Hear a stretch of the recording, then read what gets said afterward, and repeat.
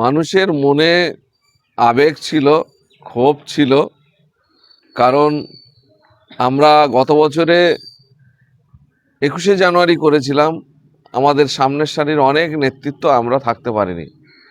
সেখানে আমাদের দলের চেয়ারম্যান থাকতে পারিনি, আমি জেলা সভাপতি রাজ্য কমিটির নেতৃত্ব হিসেবে আমি থাকতে পারিনি, আমাদের জেনারেল সেক্রেটারি থাকতে পারিনি। এরকম 6 থেকে 7 জন আমরা উপস্থিত থাকতে পারিনি। এই যন্ত্রণা কিন্তু কর্মী সমর্থকদের মধ্যে ছিল। তার আগের বছরে আমাদের সভা করতে দেয়নি। আগের বছরে আমাদের প্রতীকী সভা করতে হয়েছিল। ওই নেতাজি ইনডোরের মধ্যে আমরা কয়েকজন দাঁড়িয়ে সেটা লাইভ করেছিলাম। তার আগের বছর আমাদের ওপরে আক্রমণ করা হয়েছে, মেরে ধরে তুলে নিয়ে যাওয়া হয়েছিল।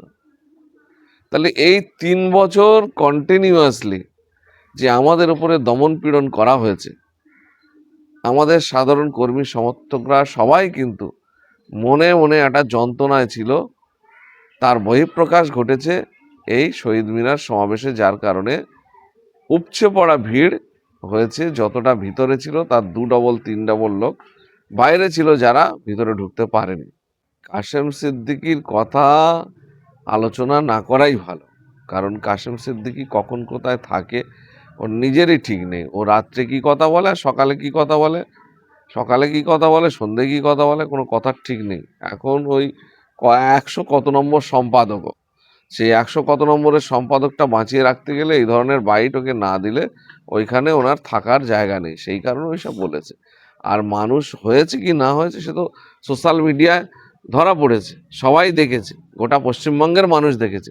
সুতরাং উনি পুকুর বলল কি জনসমুদ্র বলল, তাতে আমাদের কি যায় আসে? আর উনি এখন তো তৃণমূলের নেতা, উনি তো এ কথা বলবেই। আগে তৃণমূলের নেতা ছিল না, সাধারণ মানুষ ওনাকে রেসপেক্ট করত, সম্মান করত। এখন উনি চোরেদের খাতায় নাম লিখিয়েছে এবং সে দায়ভার ওনার ঘাড়ে কিন্তু কিছু না হলেও কিছু যাবে। এটা কিন্তু ওনাকে মাথায় রাখতে হবে। উনি যতই নিজেকে দেখাতে চান, উনি একটা এরকম জনপুকুর করে দেখাক, তাহলে বলবো যে ওনার দম আছে। করতেই পারে, শাসক দল, তার প্রচুর প্রকল্প আছে। এখন তো শুনছি মাথা পিছু সব ঘরের লিস্ট নিয়ে বাড়ি বাড়ি ঘুরছে, আর গলায় উন্নয়নের পাঁচালি নিয়ে বাড়ি বাড়ি ঘুরছে।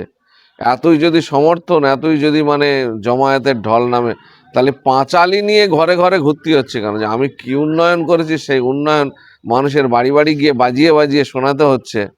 আর এই জমায়েত আমরা দেখছি, ভাইপো যে জমায়েত করছে, অভিষেক বাবু সেকেন্ড ইন কমান্ড, বেশি অর্ধেক চেয়ার ফাঁকা থাকছে আর জোর করে মানুষকে আটকে রাখতে হচ্ছে। এরকম ঘাঁটির পয়সা খরচা করে উপচে পড়া ভিড় যদি একটা দেখাতে পারে, স্বয়ং মানে কি বলবো, মুখ্যমন্ত্রী হলে হয়তো সেটা কিছুটা হবে, কিন্তু বাকিদের কারোর দ্বারা সম্ভব না। উনি বিরোধিতা না করলে উনি দলে ওনার জায়গা থাকবে না, সেই কারণে এসব বলছেন। আর ওনার কথার কি গুরুত্ব আছে? 100 কত নম্বরের সম্পাদক, এরকম তো তৃণমূলের হাজার গন্ডা আছে। সুতরাং ওনার কথায় গুরুত্ব দিয়ে আমাদের লাভটা কি? উনি কি বললেন না বললেন আমাদের কিছু যায় আসে? আর ওনার কথা দিয়ে আমরা বিশ্লেষণ করব, আর উনি বিশ্লেষণ করবে, সেই বিশ্লেষণের অপেক্ষায় আমরা থাকবো? সাধারণ মানুষ বিবেচনা করবে, সাধারণ মানুষ বিশ্লেষণ করবে। পশ্চিমবঙ্গের আপামর জনতা কালকের সমাবেশ সফল হয়েছে, এটা সবাই দেখেছে, সবার মুখে মুখে চর্চা হচ্ছে। এটা ওদের গা জ্বালা করছে, যার কারণে খাটো করে দেখাতে হবে, সেই কারণে এইসব কথাবার্তা।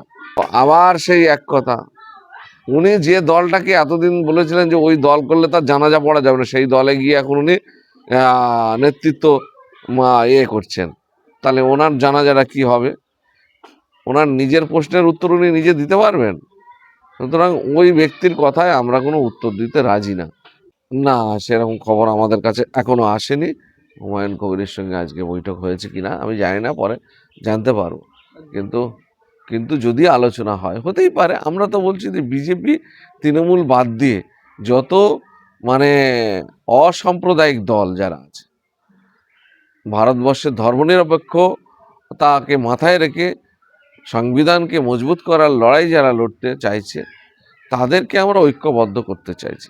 সেক্ষেত্রে হুমায়ুন কবির যদি তার দলের স্ট্যান্ড ঠিক করে, দলের অবস্থান যদি ঠিক থাকে, এই নীতির সঙ্গে এক নীতিতে আসে, নিশ্চয়ই আলোচনা হবে, না হওয়ার কি আছে। আমরা তার ফুটেজ দিয়েছি, আমরা পুলিশকে জানিয়েছি, শতপ্রণোদিত মামলা রুজু করার কথা বলেছি, এবং আমরা দেখছি সেই ব্যক্তির বিরুদ্ধে যদি কোনো স্টেপ না হয় তাহলে আমরা বৃহত্তর আন্দোলনের কথা বলছি। ঘটনা হলো, ওরা এই ২১শে জানুয়ারিটাকে বানচাল করার জন্য, ২১শে জানুয়ারির সভাটাকে কালিমালিপ্ত করার জন্য, আমাদের নামে আবারও একটা মিথ্যা এলিগেশন আনার জন্য গোটা পশ্চিমবঙ্গের বিভিন্ন প্রান্তে ওরা এই ধরনের ঘটনা ঘটিয়েছে। কোথাও বাড়িতে আক্রমণ করেছে, কোথাও রাস্তায় যাওয়ার পথে হামলা চালিয়েছে, কোথাও আগাম সেই বারুইপুরের সভা, অর্থাৎ আর তৃণমূলের যে সেকেন্ড ইন কমান্ড আমাদের রাজ্যের, যিনি আর কি শাসক দলের সেকেন্ড ইন কমান্ড অভিষেক বাবুর যে সভা ছিল বারুইপুরে, সেই দিন থেকে ২১শে জানুয়ারি যাতে মানুষ না যেতে পারে, আতঙ্কিত হয়, তার জন্য বিভিন্ন জায়গায় হামলা সংগঠিত করেছে এবং তার উৎসাহ তিনি ওই সভা থেকে দিয়েছিলেন।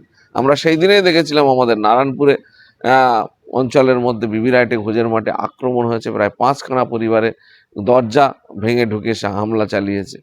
আমরা তারপরে দেখেছি পোলেরহাটে আক্রমণ হয়েছে, শানপুকুরে আক্রমণ হয়েছে, চালতাবাড়িতে আক্রমণ হয়েছে, একের পর এক বিভিন্ন জায়গায় আক্রমণ সংগঠিত করেছে, ব্যানার ফেস্টুন ছেঁড়া কাজ করেছে, এসব করে মানুষকে আতঙ্কগ্রস্ত করার চেষ্টা করেছে। কিন্তু ২১ সালের পর থেকে আমাদের এই আইএসএফ দলের কর্মী সমর্থক নেতৃত্বরা এই শাসক দলের অত্যাচার সহ্য করতে করতে এমন একটা জায়গায় এসে গেছে, এদের এই অত্যাচার সহ্য করাটা গা সওয়া হয়ে গেছে এবং এই ধরনের অত্যাচার করে তাদেরকে আর দমানো যাবে না। তারা অলরেডি মনোবল মজবুতভাবে নিজেদেরকে তৈরি করে নিয়েছে, তাদের মনোবল অটুট তৈরি করে নিয়েছে যে ২৬-এর নির্বাচনে আইএসএফকে জেতাতে হবে। তার জন্য এই ধরনের অত্যাচার কম বেশি আসবে, দাঁতে দাঁত চেপে সেই অত্যাচারের মোকাবিলা করে আইএসএফকে আমাদের এগিয়ে নিয়ে যেতে হবে, আইএসএফের ঝান্ডাটাকে উঁচু করে রাখতে হবে। এই শপথ অলরেডি সাধারণ কর্মী সমর্থকরা নিয়ে নিয়েছে, যার কারণে হাজার অত্যাচারের পরেও কিন্তু দমাতে পারেনি। বাসন্তীতে কন্টিনিউয়াসলি বাড়ি ঢুকে মারা হয়েছে এবং রাস্তায় আটকানো হয়েছে, এরকম প্রচুর ঘটনার পরেও এই সমাবেশ সফল হয়েছে। শাসক দলের সঙ্গে থাকলে, শাসক দলের ছত্রছায়ায় থাকলে গুন্ডামি মস্তানি করে সহজে পার পাওয়া যায়, সেই কারণে। আর যারা এই ধরনের অসামাজিক কাজ করে, যারা সমাজ বিরোধীদের কাজ করে, সমাজ বিরোধীদের মতো কাজ করে, তারা তো সমাজ বিরোধী, তারা নেতা কি করে হয়? লোক অন্য দলের ব্যানার ফেস্টুন যারা পোড়ায়, ছিঁড়ে ফেলে এবং বিশ্রী নোংরা ভাষায় গালিগালাজ করে, তারা নেতা কি করে হয়? তারা সমাজ বিরোধী। সুতরাং তৃণমূল দলটা হচ্ছে সমাজ বিরোধীদের আখড়া। ইতিপূর্বে আমি বলেছি, আবারও বলছি, সমাজ বিরোধীদের দ্বারাই এই দলটা এখন পরিচালিত হচ্ছে, যার কারণে ভালো মানুষ আস্তে আস্তে তৃণমূল থেকে সরে আসছে, আর কেউ থাকতে চাইছে না। সমাজ বিরোধীদের দুর্বৃত্ত আয়ন এবং সমাজ বিরোধীদের যে লাপালাপি চলছে, সেখানে ভালো মানুষ কেউ থাকতে পারছে না, দম বন্ধ হয়ে যাচ্ছে, যার কারণে ওই দলটা ছেড়ে সব দলে দলে কিন্তু চলে আসছে, অন্য দলে যোগ দিচ্ছে, আমাদের দলে যোগ দিচ্ছে এবং অনেকে নিষ্ক্রিয় হয়ে যাচ্ছে, সাধারণভাবে বসে আছে, পলিটিক্স ছেড়েও দিচ্ছে। এটা বোঝার ব্যাপার আছে। সেইখানে যারা এই ধরনের কথা বলেছিল, তারা কিন্তু পার্টির কোনো নেতা বা কোনো নেতৃত্ব বা পার্টির ফর্ম ফিল আপ করা কোনো সদস্য নয়, তারা একটা সাধারণ সমর্থক, ভাইজানকে দেখতে এসেছিল, তাদের আবেগবশত ওই ধরনের কথা তারা বলেছিল। কিন্তু তাদেরকে খুঁজে বার করে ডায়মন্ড হারবার থানা থেকে এসে মিনাখা থেকে তাদেরকে তুলে নিয়ে গেছে চিরুনি তল্লাশি করে। আর এ তো দিনের আলোয় ঘুরে বেড়াচ্ছে একটা নেতার ভাই, নিজেকে সে নেতা বলে জাহির করে এবং বহু এই ধরনের অসামাজিক কাজ ঘটিয়েছে এবং এই ধরনের অন্যায় কাজ তার দ্বারা সংগঠিত হয়েছে, ভুরি ভুরি প্রমাণ আছে এবং কমপ্লেন জমা আছে। তারপরে কোনো স্টেপ নেই। আমরা দেখবো একটা টাইম পর্যন্ত, তারপর আমরা আইনি কি প্রভিশন আছে সেইভাবে এগোবো।